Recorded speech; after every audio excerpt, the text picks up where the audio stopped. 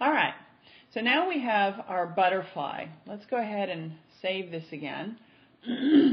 Okay.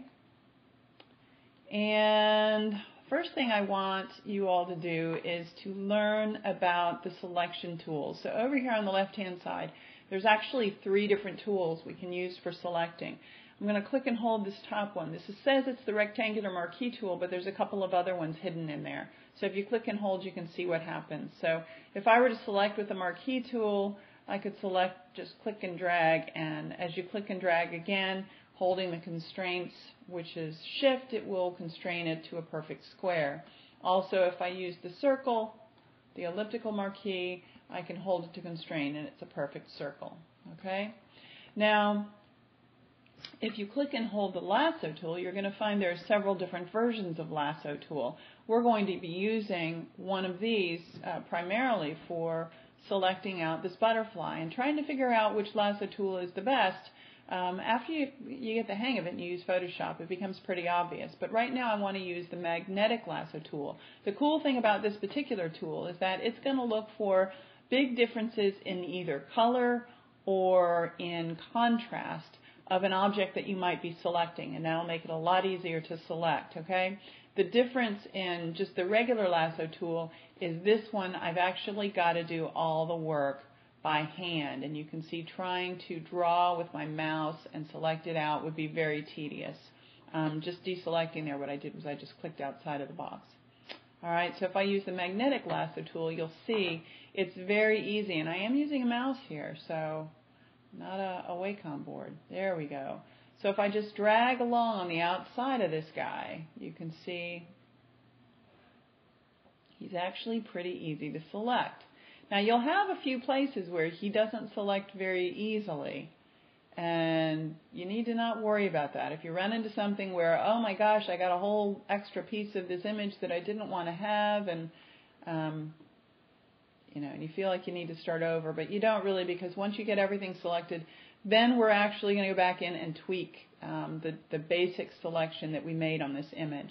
All right, so I'm going to go up here. I'm not going to even begin to try and get this guy's antennae, so we'll just grab this part right here. Okay, so you can see I got a little bit of work to do. I need to go in and grab this area here, so I'm going to use my zoom tool, okay? And again, this is another little tool you're going to find across several different applications. So click and drag to select the area where I want to zoom in on, and wow, there you go. It's very close. All right, this is where I'm going to use the regular lasso tool. So if I just click the Shift key, hold down the Shift key, and you see what happens to the lasso? It shows a little plus. If I hold down the Alt key, it shows a little minus next to the lasso tool. So if you're trying to add something, and this is across all of your selection tools there, if you want to add something, hold the Shift, and then you can just add to your selection. So now I'm doing this basically by hand. All right? So now I'm going to add, and I'm not worried about all that extra space around it because that's already in there. Cool. So we got that little guy in there. Let's go and see what we have down here. Yeah, his head needs a little bit of addition here. We'll just go in here and do this by hand. And I'm not worried too much about getting this absolutely precise because this isn't, for some big, client that I'm doing it for. It's really just for an example, because if you wanted to be really precise, you could zoom in there and do a really super job selecting this guy out. Now, how are we going to get these antennae in here? Well, there's another tool I want to show you how to use for that. Okay? While we're doing this, you might take a peek over here in the history palette and see how all of the things that we've been doing, they've been accumulating in our history palette, all the little moves we've been doing. Now, it doesn't save forever. You can save how many different clicks through you want it to save by going and editing your preferences in Photoshop. But you can see where you can just back up here, and if you made a mistake and you want to go back to something in your history, it's right there. All right, so the next thing I want to do is grab the magic wand tool. And again, there's a couple of different options here, but we're going to go ahead and grab this tool. There we go. All right, so if we add and just click Shift, so we're adding pixels, you're going to see that it's going to select a variety of pixel colors. So I can get pretty much his entire antennae. So you see you need to make sure you are on the correct layer over there. So make sure you're on the right layer, or it will not select the appropriate thing. So this is where you would come through.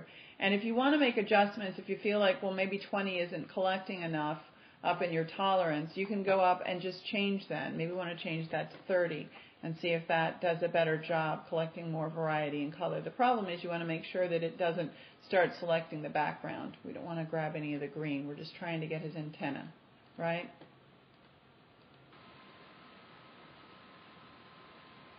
And this is where what we'll want to do is actually deselect some of the area that it collected here. Just going back down here and pulling some of the space that we don't want it to include.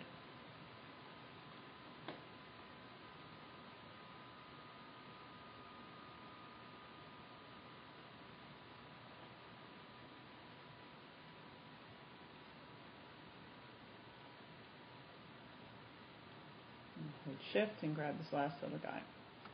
All right, so now we have our little butterfly selected.